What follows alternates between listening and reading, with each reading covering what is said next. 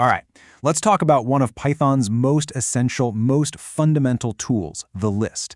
Seriously, if you've ever needed to group items together in your code, this is going to be your go-to guide. By the end of this, you'll have a rock-solid feel for how they work. I mean, think about it for a sec. In our everyday lives, we're constantly making lists, right? Shopping lists, to-do lists, guest lists for a party. So how do we take that really basic idea of a collection and bring it into our code? Well, that is the exact problem that Python lists were born to solve. So here's our game plan. We're going to start with the absolute basics, what a list even is. Then we'll get our hands dirty creating and messing with them. We'll check out some powerful operations, and then we'll wrap up by clearing up one of the trickiest spots for a lot of developers, the whole sort versus sorted thing. Okay, first up, what in the world is a Python list? You know, the easiest way to think about it is just as a digital container. It's a box for your data. Now, if you want the official textbook definition, it's a built-in data structure that stores a collection of items. But honestly, I love that container analogy. It's just one variable, one name, that can hold a whole bunch of different values inside, keeping them all neat and organized for you. And every single list has these 4 core superpowers. First, they are ordered, which just means that items stay exactly where you put them. They're also mutable. That's just a fancy word for changeable. You can add stuff, remove stuff, whatever you want. They also allow duplicates, so you can have the same word in there 10 times if you need to. And they can hold mixed data types, so you can throw numbers and words into the same list, no problem. Okay, so now we know what a list is, but how do we actually, make one? And then, how do we peek inside to see what's in there? Let's get into it. You've basically got 2 main ways to do this. The first one, using square brackets, is what you're going to see 99% of the time. It's the most common way. But the other option, using the list constructor, is actually super handy. You can take something else, like a string of text, and it'll instantly break it down into a list of individual characters for you. Now, to get stuff out of your list, you have to understand indexing. And the #1 rule in Python is that we always start counting from 0. So the very first item is at index 0, the second is at index 1, and so on.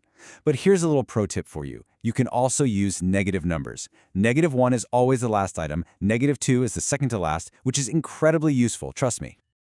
But what if you want to grab more than just one item? Well, that's where slicing comes into play. With this little start, stop, step syntax, you can pull out a whole chunk of your list. The one thing you have to remember is that the stop number tells you where to end, but it doesn't actually include the item at that spot. It's a bit weird, but you get used to it. All right, pop quiz time. Let's see if you're following along. Let's say we have this list of numbers, 10, 20, 30, 40, and 50.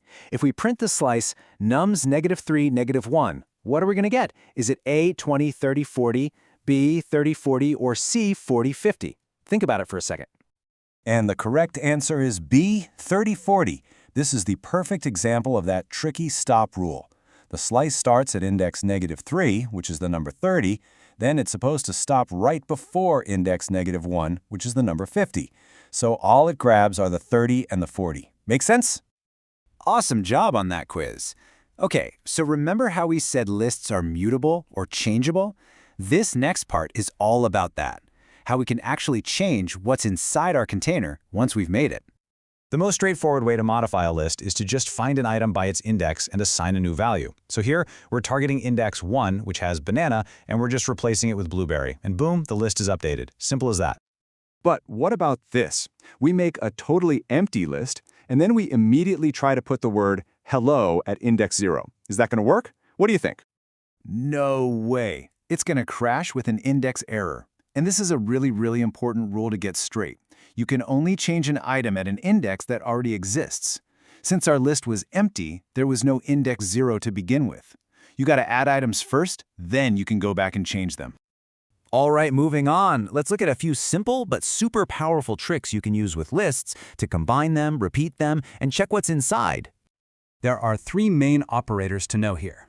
The plus sign lets you do what's called concatenation, basically just sticking 2 lists together to make a bigger one. The little asterisk lets you repeat what's in a list a bunch of times. And then the in keyword is your quick and easy way to check if something is inside a list. It just gives you a simple true or false.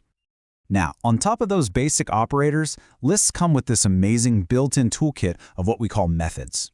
Think of them as special functions that are designed to work only on lists, and they let you do some pretty complex stuff really easily. So here are the heavy hitters. .append is probably the one you'll use most. It just tacks one item onto the very end. If you need more control, .insert lets you put an item in any specific spot you want. To get rid of stuff, .pop yanks an item out from a certain index, while .remove actually looks for a specific value and deletes it. And if you want to dump all the items from another list into your current one, that's what .extend is for. Okay, we've made it to our final section, and trust me, it is a big one. We are going to clear up what is, without a doubt, one of the most common mix-ups for anyone learning Python, the huge difference between the .sort method and the sorted function. Look, here it is, all laid out, side by side. The single most important difference is right at the top. The .sort method actually changes your original list. It sorts it in place, and it doesn't give you anything back. The sorted function is totally different. It leaves your original list alone, completely untouched, and it gives you back a brand new sorted copy to work with. So if you remember one thing, remember this. .sort modifies the original. Sorted, it gives you a new copy. And that really brings us to the finish line. So let's recap. Lists are your ordered, changeable containers for data. You make them with square brackets, you get items out with an index, you use awesome methods like .append and .pop to change them directly, and of course you use .sort when you want to change the list itself, and you use sorted when you want a nice, new, sorted copy.